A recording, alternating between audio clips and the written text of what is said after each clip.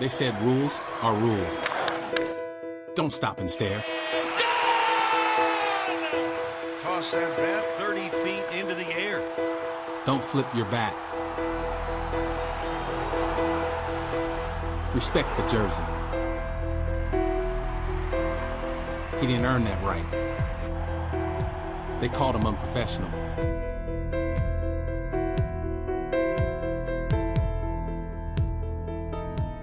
No celebrating.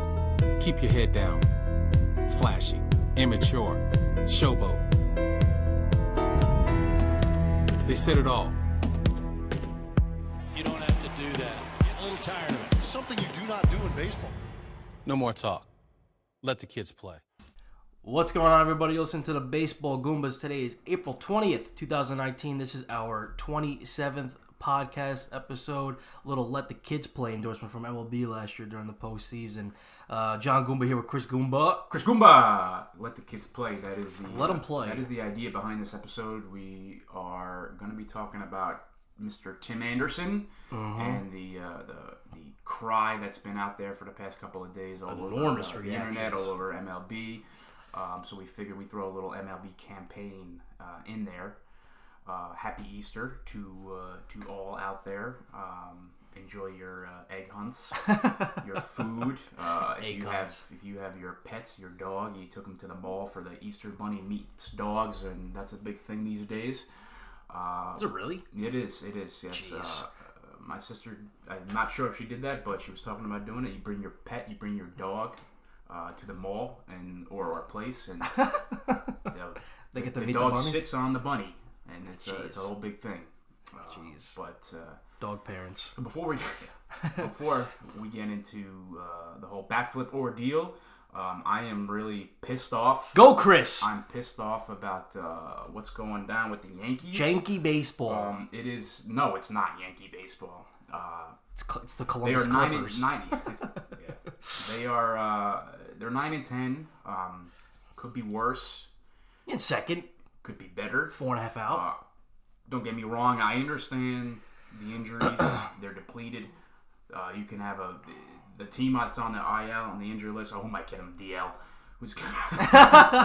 It's the DL. I'm not talking IL. It's the DL. Not changing The it. team that's on that Not here. probably can compete with the majority of teams in baseball. It's a better team on that's injured as opposed to what's on the field. But the thing is that with the team they currently have, and Topman and Tyler Wade and Higashioka and all these guys, Clint Frazier, this team is still capable of taking down the Orioles, the Tigers, the White Sox, and the Royals, no matter what. I don't want to hear nothing. Okay? This team that's currently compiled can still beat these AAA squads. So when you lose the series to the Orioles, when you lose a series to the Tigers, and you lose a series to the White Sox, you lose the opener to the Royals on Friday or Thursday. No. And it's not just losing. It's sloppy play. There's no, you really don't see the fundamentals coming through the screen. They had the two nice games against Boston, but Boston's really struggling right now. They're like one of the worst teams in baseball. They'll figure it out. 7-13, dead last. I think they'll figure it out. I don't know. We like to think. I still believe the hangover is real. I'm a big proponent of Me that too. in sports, not just baseball, but in sports. You have an extended season. It is what it is. I truly believe. Other guys had and a especially full month football, off. unless you're the Patriots. Unless you're the Patriots. Then Exactly. you do whatever you want. Just Tom will just do it. He's got it. But I do believe that the hangover is real. But I don't think Sale is done. I just think he's hurt. I think something hurt. He's always got some kind of ailment that's think just something's lingering going on on with him. But they got to figure out that bullpen. They'll start hitting Mookie. Start playing like Mookie ball. Yeah, they'll start hitting. They'll be better. all right. Yeah. But anyway, so the Yankees had the two nice games against Boston. Probably the two best games of the year. But anyway, when you lose the series to like I said, the Orioles, the Tigers, White Sox, it's kind of unacceptable. And that was what was going on last year, and that was the difference between the wild card and the division. Yeah. The White Sox took care of business. You guys and are the Yankees splitting with the struggled against Orioles. The Orioles. I don't understand it. I think you guys basically split with the Orioles. The team should beat these other teams, no matter what is going on. Red Sox were pouncing on the weaker teams, and you guys were splitting, and that basically made the difference for you guys having to face the Athletics. The series, the sweep by the hands of the Astros, that was one of the worst games I've seen in a long time. I mean, who's diving in the outfield? it was awful. Who's hitting each other on third base? The collision. Frazier just playing balls on a hop because he didn't want to go get it because he's missing them. And I'm not always a Boone supporter here. I'm well known on record for that. I'm with you on Boone. I'm just so tired. I'm so tired of the same responses. I know it's a long season, but to hear we're getting close, to hear we're gonna get this thing rolling, like Boone just keeps pushing the question aside, praying that they're gonna turn it around. I feel like we're gonna turn the corner real soon. He's just pushing the question so he doesn't have to answer it. But where I have a problem with Boone, okay? Yankees got 12 position players on the roster right now, okay? Mike Ford, Gio Urshela, Mike Tauchman, Tyler Wade, Kyle Higashioka, and Austin Romine are 6 of your 12. That is 50% of your team right now. How is that turning a corner? How are you ready to turn a corner with half of your hitters? You got Mike Ford up there with runners on second and third. You confident Mike Ford's going to drive him in? It's injuries. I understand it's injuries. So that's what I'm saying. I totally get that. But Tauchman, all or nothing, mostly nothing. Hit a home run last night. It's all or nothing. Guy's hitting like 190. Yeah, I mean... But what do you want? Higashioka, 141 for his career. This isn't good. No, and that's... This isn't good baseball. But I don't know, every time I see these post-game comments, the post-game interviews... He's very repetitive. It's the same thing. And like I said, that turn in the corner really lit a fire in on the social media world. Because... Like, no, not really. You're going to turn the corner when you're playing well and you got all these guys coming back, which hopefully you got Gary Sanchez coming back within the week, and possibly they said tomorrow, which I doubt. But you need bats. Yeah, he's supposedly coming back. Yeah, CC back now and pitching for 2 games, pitching not that bad. He's one of your. But also he's your go-to. He's your 1-game elimination guy right now. Also, real quick, I want to touch on is. The Gio Gonzalez, and we can opt out, and he probably is opting out. He's probably going to land with the Mets. Mets are scouting him. Go Spike. I understand he's Gio Gonzalez. He's been serviceable big league pitcher for quite a while now. You know what you're going to get. Nothing flashy, but he kind of gets the job done. Low 4 ERA. But now you have the people saying, and there are some people that are, why they're not going to retain him? I don't know. Maybe they could. Maybe they will. I'm not sure. Most likely, no. It doesn't look like you're going to keep him. But I'm on keep him team. Keep him. Yeah. You're going to trust CC at that old age. Something's going to give with that. Work him into the rotation. Work him in. I hope he can stay healthy, and I hope he can have a kind of dominating season. That'd be pretty sweet for him to go out like that. Mm-hmm. So you have him you're worried about potentially down the line. I don't think Severino's throwing a pitch this year. I don't think they're saying reports say July. Nothing earlier than July. It's gonna be one of those injuries you just keep hearing push out, setback. Yes, he's gonna throw off a mound. Mm-hmm. Now it's something's tweaked. There's no way he's throwing a pitch, and I could be wrong, but I'm gonna pitch my bets on that and say he's not throwing a pitch this year. So you have Severino not coming. Yep. Is not gonna come back. Hap, he's fine, but he's going to have some rocky starts here. I don't think to me, he's kind of the same thing as Gio Gonzalez. Very similar. Very similar. Yeah. Veteran. Well, you have it with Happ is that he's good against the Red Sox. That's like really the only difference. Yeah, him and Paxton. Yeah. Paxton hopefully will come into his own. Should be fine as well. But these big guys that you went out and got, they're not doing it right now. No. And when you trot out these guys to drive in runs, it's why you lose 6-2. Herman is nice. Yeah. He's going to have some growing pains, but of course. You can't. You got to have kind of insurance. I want insurance for for CC. I want insurance for any of these guys. Next guy up is Gio. Right. That's the next guy. And he's not that bad. No, he's not that bad. He gets to kind of get a bad rep. He's getting older now. He's more innings thrown, and he had a 4 ERA last year. But if he's at the back end of your rotation, that's fine. Just, I'm on team insurance, okay? I'm on team insurance. But yeah, so back to the Yankees and turning the corner. I'm tired of it. I'm getting annoyed. I know it's only mid-April, or coming up now at the end of April. So what they got to do is they got to, like people are saying, they got to survive. Play 500 ball. They got a West Coast trip coming, which that's scary. A little intimidating. Yeah. So they got to go out and take the next 2 games against the Royals today and tomorrow, and then go fly high on the West Coast with the Angels, Giants, and the D-backs, I believe. But they gotta. You do have the D-backs, yeah. Yeah, they gotta start doing some damage here. But you look, I'm always on Team Joe. I don't care. I love Joe. He's still coming back. Mark my words. No, he's not. But you want to talk about Higashioka, Tauchman, Ford, Tyler Wade. Joe took Travis Hafner, Lyle Overbay, Steven Drew, and Brendan Ryan to the wild card game. Yeah. Gets the most out of these players. Yeah, Boone. He's buddy. I'm tired of the whole buddy aspect of managing, and it's just the turnover now in this 2019 world we live in, and it's only going to get worse. The managers want buddy. Want to be one of the guys. Want to be Joe Cool. Yeah. Boone thinks he's still on the roster. You're not on the roster. You're the manager. I'm tired of it. You're not on the 25-man roster anymore, Aaron. Pick it up, okay? Pick it up. It's not fun watching this. Okay? It's not fun. It's painful. It is painful. Slow offenses, speaking from a Met friend from last year, slow offenses are physically painful to watch. It's brutal. Somebody single. Somebody somebody knocking a guy from second base in with 2 outs. For the love of God. The only thing fun about this season so far is Brett Gardner hitting his 100th home run, a grand salami against Boston. Yeah. Because that's cool. That was cool. I like Frazier. You're seeing a lot of Frazier. I've always liked her. I know, but you're finally giving Frazier his chance, and he's guy just hits doubles. He's fun. He's good. Yeah, I like him. He's a hustler. Always like him, Clint. But for the love of God, pick it up, please. Yep.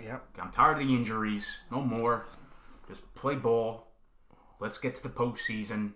Let's have some fun. Because you look at the Rays, we want to talk about surprise teams. It's not really a surprise because the Rays were going to. You didn't think the Rays were going to win 90 games. Exactly. You didn't think the Rays were going to win 90 games. They didn't come off of the hangover like everybody else because they didn't make the playoffs with 90 wins, which is incredible.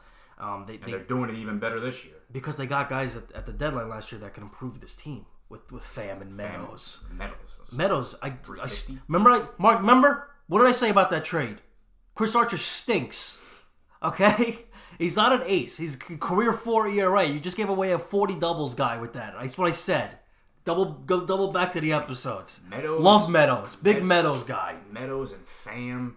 Now they have Pham they got rid of. I understood the Pham trade because they had O'Neill and Bader and they had to get those guys in who are now hurt. But they needed to make room and Pham's on fire. It's insane. And you pair Morton now with Snell, who's hurt, but he'll be back. Snell. Is Glass now? He's a sub 2, no? I think guy's incredible. 1.9 something. Unbelievable. Something like that. This team is stacked.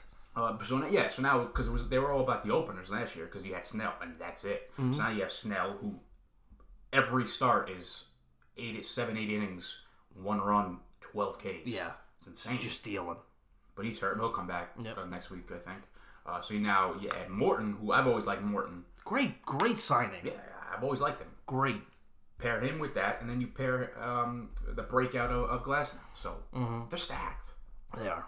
And I think they're dangerous. You talk about the Red Sox turning the corner.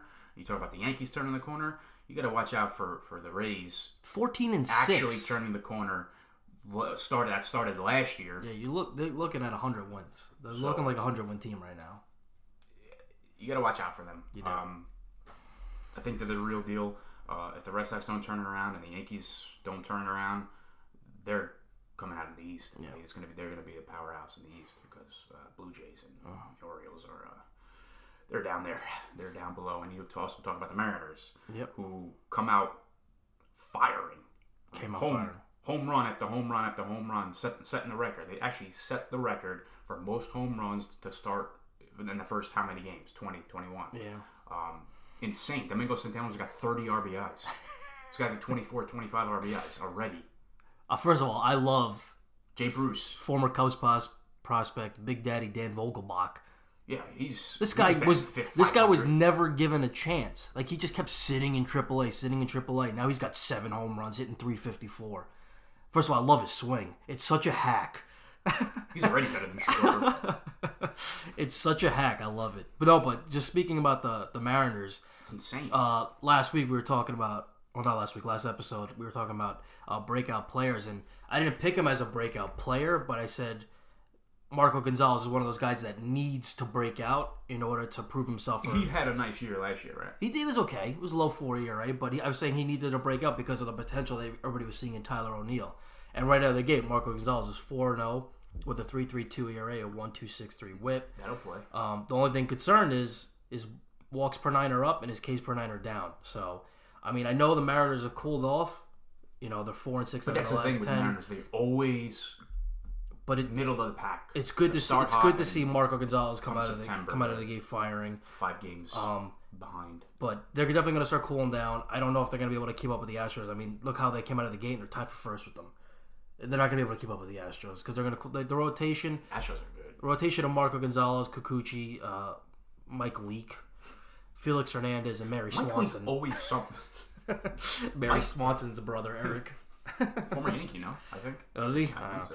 But I don't think that's going to hold up with the Astros. They're going to cool off. What was I saying? Oh, Mike Leake. Mike Leake somehow always, nowadays, when he came to Seattle, he's always around like 12-10 with a 3.80 ERA. Like, how? He just bounces around. I don't know. Mike Leake. But, they're going to be good. I have a feeling they're going to have the very similar season as last year. They got better in certain places, but they got worse. They traded the best closer in baseball. Edwin Diaz. They got rid of an all-star second baseman. More than 3 outs. Yeah, ridiculous. Weird. Just making things up. Weird. First of all, just to touch on that, because now you got me going. I find it very weird. Mickey Callaway coming out and saying that Edwin Diaz is only going to get 3 outs and he's never going to go more than 1 inning. But come playoff time... Did you get there first? Come playoff time, then it's a different scenario where they might use him for 2 innings. How are you going to ask a guy to go 162 games... and not see if he's even able to go 2 innings? But when in a high leverage situation, you know how many pitchers that come out of the pen struggle when you put them out there for the 2nd inning, and now you're going to go into the playoffs having zero clue if this guy can go and get you 6 outs. Weird. What? That's ridiculous. Very odd situation. That's dumb. First of all, dumb. Yes, it's dumb. But first of all, win the games. Win the games in order to get to the postseason. You got one of the toughest divisions of baseball. Everybody's going to get 85 wins in this division. It's going to be who gets 86 or 87. That's who's going to win.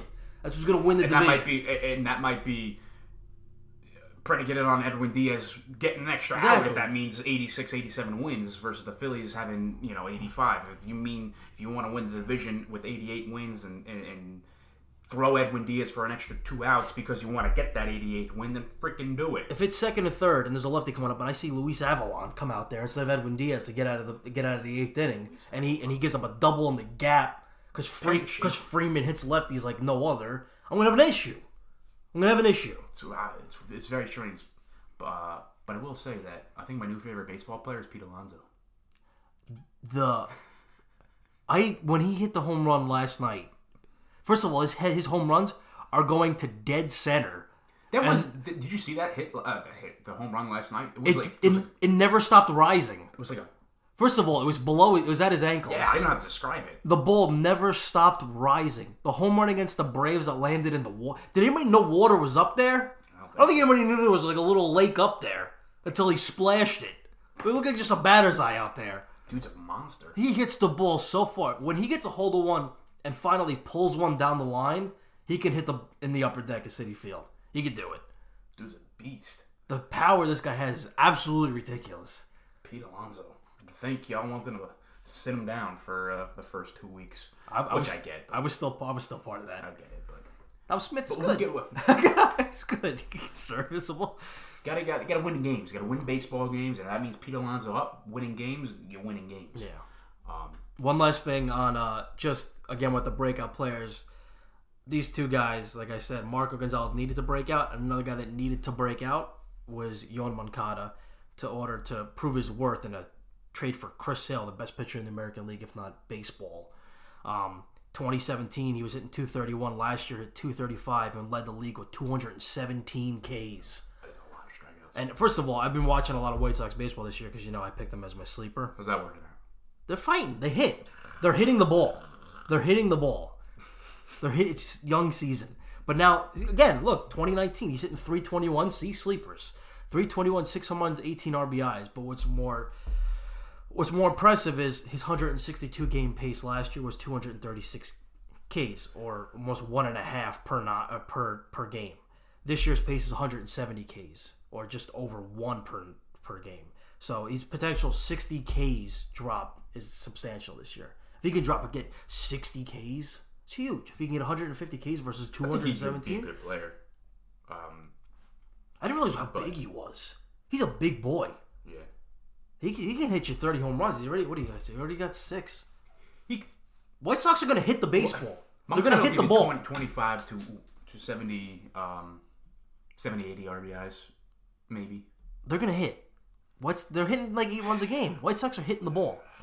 Just the other game they played, they put in Nova. Nova had given up. What a gem. Nova had given up 11 hits through 7 innings or something. Nova had no idea it was on the White Sox. Throwing gems. But let me get to my point. He given up like 11 hits through 7 innings. And then they put him out there for, like, the White Sox had just, like, taken the lead or tied it. I forget the exact scenario. But they put him back out there for the 8th. Doesn't happen today, guys. He's giving 11 hits. And then the Tigers just like back-to-back doubles and knocked him out of the game. What are you putting him back out there for? You got Herrera. You know what? Yeah, no. Don't get started, Kelvin. I'm just saying, you got a nice back-end bullpen. What are you putting him out there for the 8th for? Underrated reliever. Unbelievable. Managers. Before we get into the Anderson here thing. Yeah, go ahead. What's funny is that in the game 1, which I was at opening day, you looked at that Orioles lineup and it was just like... Who? Yeah. I mean, it was... I couldn't believe... We posted... Richie Martin. Dwight Smith Jr., who was actually... Renato Nunez, all these guys. A bunch of former A's prospects that just weren't panning out. Renato and Richie. What was I saying?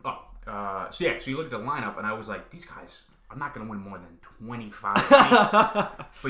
But then you look at the White Sox, you look at the Royals, you look at the Tigers... But they're actually playing ball. The Royals hit too. The kind of worst team right now is Boston. Like how? I don't, because these guys actually. I'm sure the Orioles they're gonna. No, these organizations have young kids coming up that are hitting. Ryan O'Hearn, they got these kids that are coming up. Merrifield, let's everybody sleep on him. The guy's gonna have 300 hits eventually in a season. The guy's just raking. Tigers are winning series and winning ball games. They're hitting. Nico Goodrum. Nick Castellanos is Jordan Zimmerman was pitching the first couple of nice gems, and it's just like you look at these teams, they should be. I mean, they probably will end up being awful. I know, but they're hanging on. Right now, they're playing. They're having fun. Yeah, they're playing ball. They're competing. The Sox are getting blown out left and right. Yeah, they're terrible. They'll figure. Porcello. They'll figure it out. Just getting rocked by Chris Davis. Before we all anointed Cora. Yeah, that makes me happy. This makes me happy. Greatest manager because I don't like Cora. He was arrogant from day one. Greatest manager ever. Yelling at Phil Nevin. I'm still not over it. I'm still not over it. Relax, Alex. You've been there for a month. Have an MLB Network special documentary on Alex Cora. Please. Now look. Yeah. Good. They'll probably wind up. Hope he gets fired. 95 wins. Anyway, so let's get to the meat and crux here because it is very, it's very intriguing. It's very interesting. It's very... Opinions are all over the place. Opinionated, frustrating. And I have my opinions. Sean's got his opinions. Everybody else has got their opinions. MLB got its opinion. But it's happened on Wednesday, I believe. So it's been a couple of days after the suspensions have been handed down. But the whole situation is just firing us up. Firing me up, firing John up. Let's go. We got a lot to say. So... Tim Anderson. Well, so first of all, we'll start off with the suspensions. Tim Anderson got 1 game. Brad Keller, the pitcher, got 5 games, which amounts to one start. Yeah. So Tim Anderson of the White Sox. I don't think he should have got suspended. They're just making things up. On Wednesday, bat flap, a 2-run shot against Royal starter Brad Keller. Bat toss.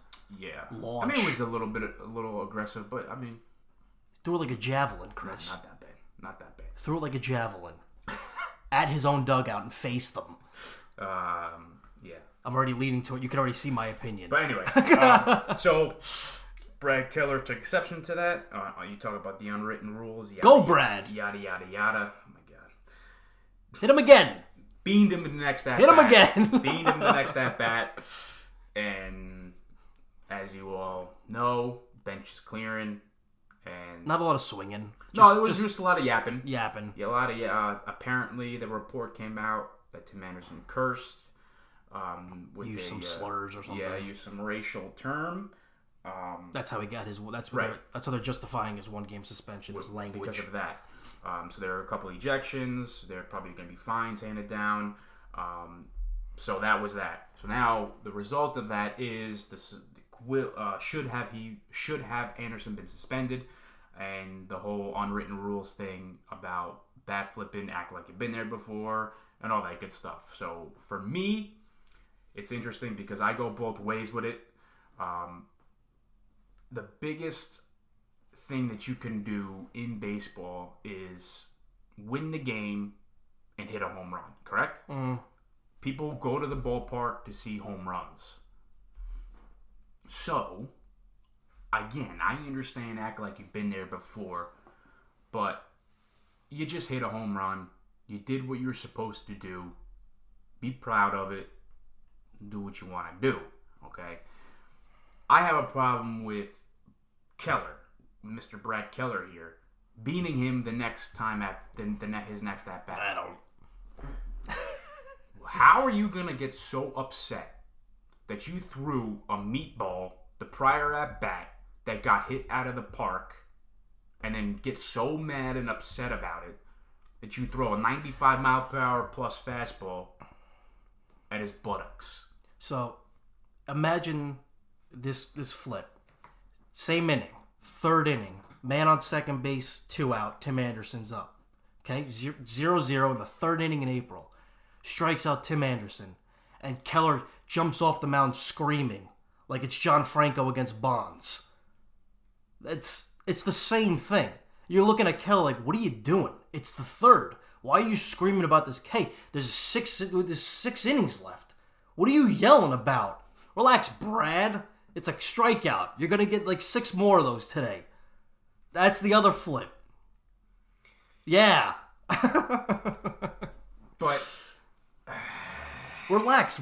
I get. So- I also get it's mid-April. Okay, That's my thing. You're on the White Sox. You're playing the Royals. It's 2 basement teams. But why? The issue is, for me at least, why get so upset and so angry that an opposing major league ball player took your meatball deep, that you gotta retaliate by throwing a hard baseball at another human because your meatball got hit. Because he already Make a better he already pitch. faced the consequences by giving up 2. That's enough. Gave up 2. Now better, he's down. Make a better pitch. No, so You're Brad Keller. That's why you got hit. hang on. That's why someone took you deep, because you're Brad Keller. I'm gonna go down memory lane here for a second because I want to try to reel around and prove a point. 2015 ALDS. Okay, Blue Jays are down 2-0 to the Rangers in the series. You're a game away from elimination. I fully remember. They climb back to make it 2-2. Game 5, okay, the deciding game. They're coming home. Blue Jays are coming home to try to clinch a spot in the ALC, the American League Championship Series.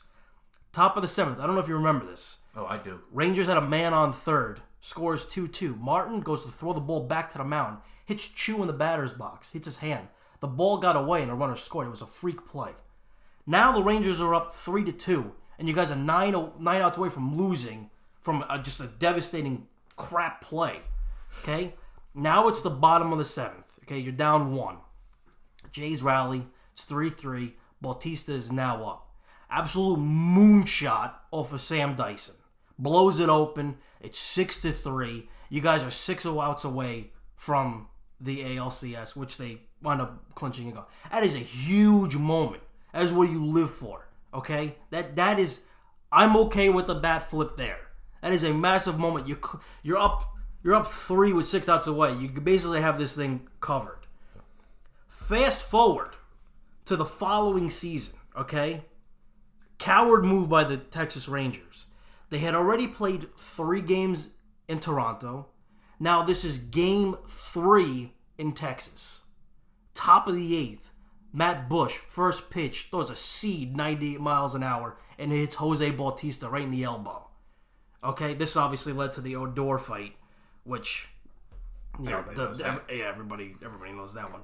But this guy got pegged a year later after advancing his team to the ALCS.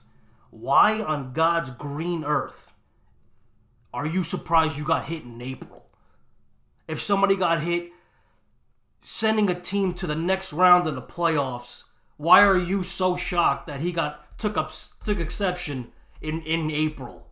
Because you threw a javelin at your dugout off of Brad Keller. You guys are in 4th and 5th place. You're both under 500. Tim Anderson is hitting for the first time ever. His average has gone down the past 3 years until he's finally hitting the baseball, and now he's getting cocky about it. And he launches the bat towards the dugout off of Brad Keller in the 3rd inning of April. You guys got like 8-9 wins. I'd hit him. I understand. I'm hitting him. Get out of here, Tim.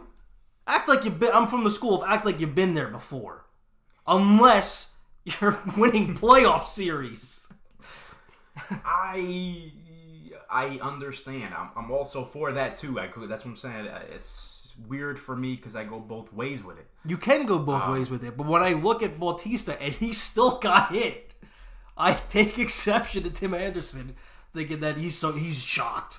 I go both ways with it. It's very strange. I'm also on team act like you've been here before.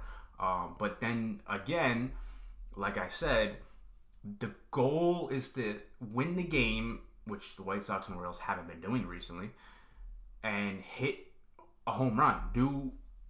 But then again, you can also say that he didn't win the game. It's 2-0 in the 3rd. You can also say again, if there's a guy on second and you hit a lace a single or a double, you're also doing the job. Exactly. So I get it, but for me to throw a baseball at another human because your pitch. Because you didn't make a pitch. No, it's not about that. It's about being shown up in April. Make a better pitch. No, it's about being shown up. If you and I have no problem with Brad Keller because he hit him right in the butt.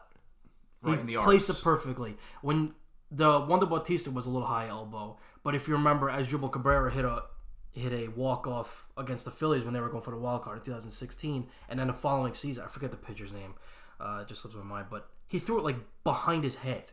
And Asdrubal's like, what are you doing? That you don't do. That's something you don't do. I have exception to certain levels. If you hit him in the thigh or like butt high, good. You got him.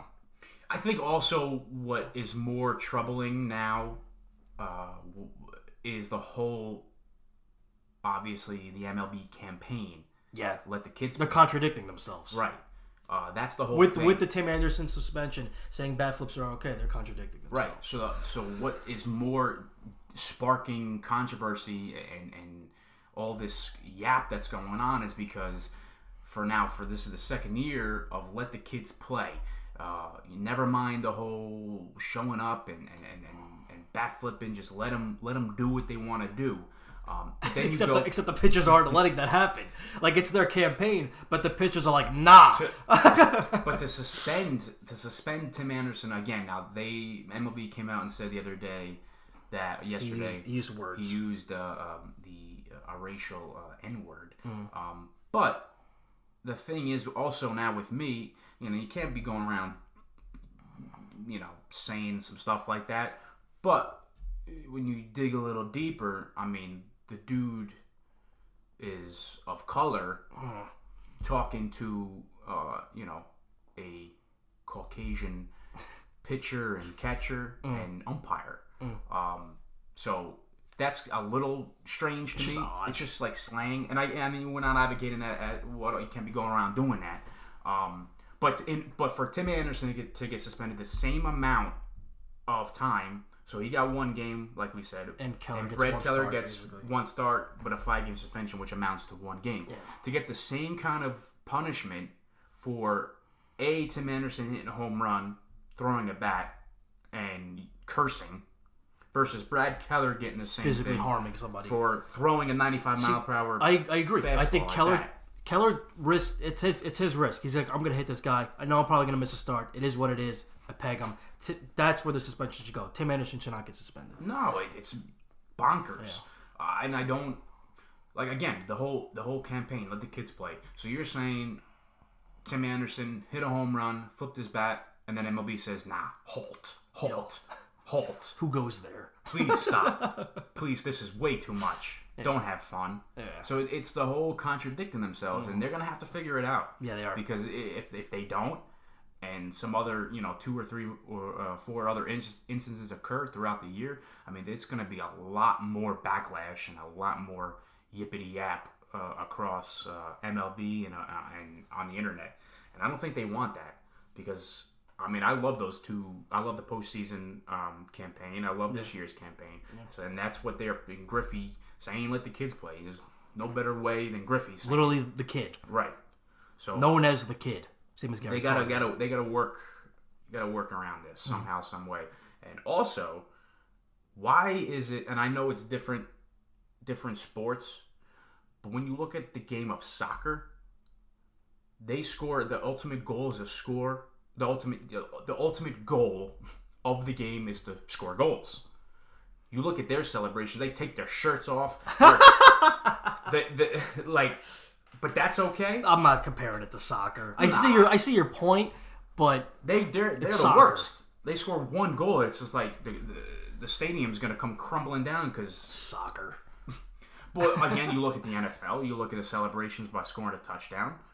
If you don't want them, if you don't want AB or Julio calling up on the cell phone that they hid under the post, stop them. Yeah.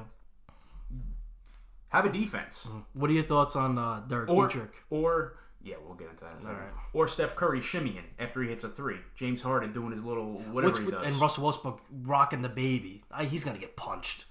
He's gonna get punched. You can't rocking a baby because you hit a jump shot. Always fizzles in the playoffs. Oh and I'm not going to talk about NBA, but I know some things about the National Basketball Association. That's Russell Westbrook always padding the stats. He's got a problem with anything. Being weird and losing in the playoffs. Being weird.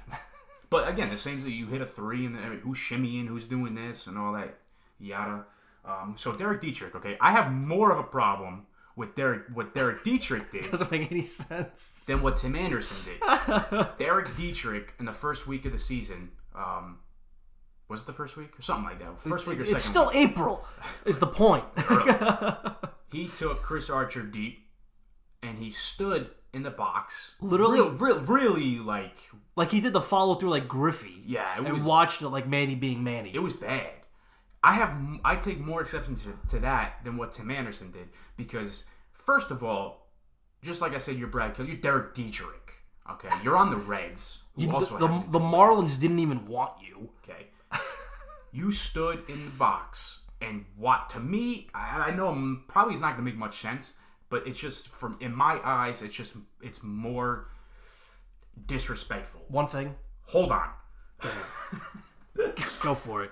You stood there and watched it for a period of time. Watched it land. Yeah, it was bad. You chewing the gum like your crap don't stink. Okay, how many home runs has he hit in the minors, in college, in high school, in little league? I'm sure. We looked at pros before. It was like 65. How many home runs have you hit? So why do you need to watch this one? What's the significance? Again, like you say, in April. Off Chris Archer's 4+ ERA against the Pirates in April. And also, by the way, during this at-bat, he was hitting 214 on the season. Right. And now he's hitting 200. Why, You're Dietrich. Why do you feel the need to stand there and watch it? To me, that's more disrespectful than a bat flip. To watch it, right? To watch it for that long of a time. But I will say, however, him coming up and hitting another home run is the greatest thing in the world. It's the greatest thing in the world. To come up after that and hit another home run is fantastic. Just fantastic stuff. But again, a bat flip versus standing and watching it, I think standing and watching it is a little worse in my eyes. Go ahead, John. What do you got to say? No, I feel like it's very similar. Any type of showing up the pitcher is where they're taking exception. Although this kind of swings a little bit differently because Archer is very emotional as well. Yes. So when he comes screaming off the mound after a big K, I'm sure batters take exception and they can't do anything about it. What could you do about it? I also have a problem with that. Archer is very emotional. Known to be very emotional. Something that stinks. He still stinks. I don't care. You can't convince me otherwise. He's coming out a good. The Pirates are doing well right now. Fair. Okay, great.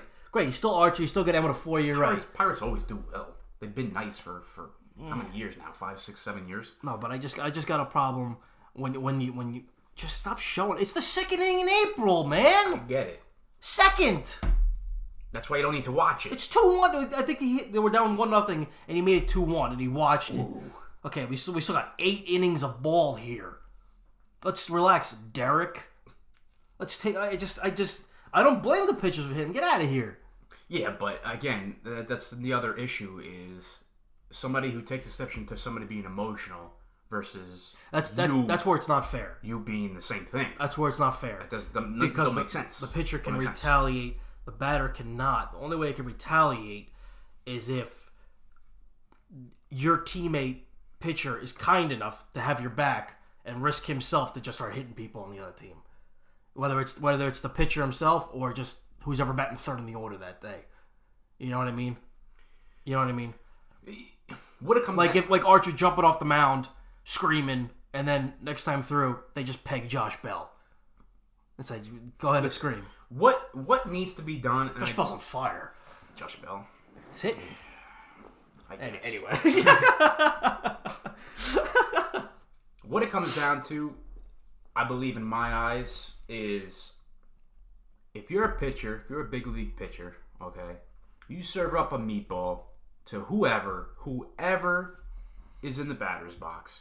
The best punishment, the best thing you can do is the next at-bat comes to the plate, get the guy out. Strike him out. Don't beat him. Don't do none of that. Strike him out. Get him out. That's your punishment. Mm-hmm. Don't feel the need to throw a heater at the guy because he hit your meatball. That's the issue I have. Okay? However, we'll wrap this up with this. Anything else that John wants to add? I got 2 more quick points. I'm also on team, okay? If I'm on the team and say my teammate gets plunked, send a message. You plunk another guy. You don't plunk. You know what I'm saying? Unwritten rule. You just stand up for your team. I'm for that. Okay, I see what you're saying. I'm for like that. if your team gets hit twice in an inning, right. And they're like they're clearly injured, like one off the hand, one towards the head. You're like, all right, we're not having this. But you can just stand up for your teammates. But That's you fair. don't. You do it. You throw behind them, or you hit them in the butt. Yeah. You don't go up and in. You don't go head. You don't go head hunt. You don't do that. Yeah, You don't. You don't risk lives. lives. You don't do that. You be professional about it. But that's another. You talk about the unwritten rules. That's all I got to say. All right. Go ahead. Last two things. Finish up. One I forgot to mention. By the way, the Odor fight. First guy out of that dugout was Kevin Pillar. Love me some Kevin Pillar. I hate how the Blue Jays did him dirty. He's a San Fran. He's always been good, and I know you hate him for whatever reason. Whoa. Time out. Okay, I know you can't see us, but I'm doing the timeout signal right now. Timeout. You always bash Pillar. No. Yes. No. He's a great defender. Love him. Okay, he's a great defender. Give me him. I just think he is a bit more overrated as a hitter. People think he hits. He's like 250. Yeah, I agree. He's okay. However, he's raking. He's one of the best fielders. Honestly, he's probably leading the team. I don't think he's got a gold glove yet, and he's getting robbed. He's got to get one now in the National League. Really? I'm pretty sure he's been on the team for a week and a half. I'm pretty sure he's leading the team in every offensive category. Yeah. In a week. It's because he's on the Giants, who's going to be atrocious. Last point, and this is just a side point. Dallas Keuchel and Kick Craig Kimbrell still ran Please sign. Keuchel is not going to be signed for another month and a half, and now I'll explain why. It's too late now. It's at the point where, I'm just going to use the Mets as an example. On June 3rd, the Mets have the 12th overall pick in the draft. It is now April 20th.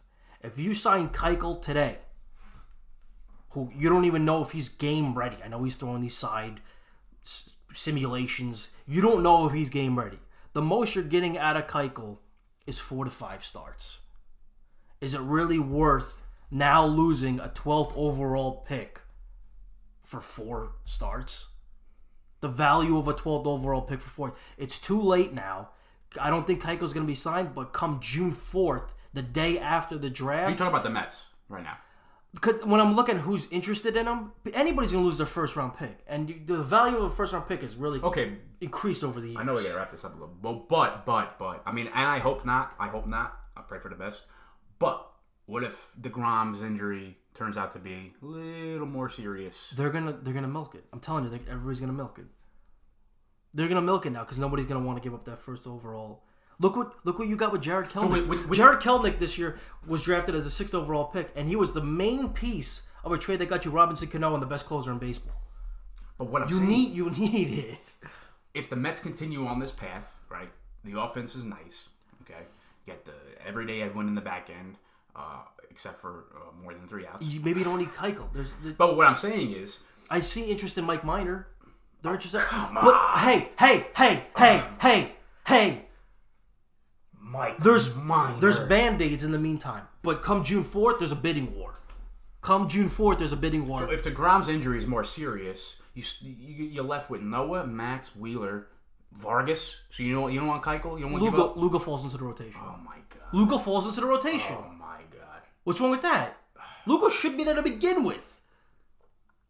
I'd rather have Keuchel. Well, obviously, you'd rather have Keuchel. Like it was Cy Young's. Gold gloves. But he's not going to. But you're going to get him June 4th. That's the thing. Every team in baseball can use Kimbrel. Every team in baseball can use Keuchel. I understand. But Keuchel's not getting signed now until after the Major League Baseball draft on June 3rd. Mark my words. Mark it down. We're documenting this. We're documenting this. But that's my point. I don't know. I just feel like I do see the Mets are interested in both, or I keep seeing that they're interested in both. Yeah. But if DeGrom's injury, unfortunately, is more serious, Lugo falls into the rotation. That's your first Band-Aid. It's possible, but do they go out and get Keuchel? That's the issue. Not yet. Not yet. It's too late now. You waited too long. What if you could have gotten 10 to 12 starts out of him? Different story. I mean that's a lot. That's a big chunk. 4 or 5 starts? Nah, you ain't wasting that. You don't even know what he's game ready. You don't even know. I don't know. We'll see. He hasn't faced live batters in over a year. No. These guys haven't even had a spring training. No. Not doing it anymore. It's documented, everybody. It is documented. We'll see. That's what we got for you, as always. Thanks for listening. Be sure to tune in to our next episode in a week or so here as the May kicks off and the first month jitters of the baseball squads and the worries maybe tend to little down a little bit, but we'll see. Please subscribe to our YouTube channel, our iTunes, our SoundCloud, and be sure to give the Goombas a follow on our Twitter and our Instagram at We Are the Goombas, and the Goombas are gone. Salute. Arrivederci.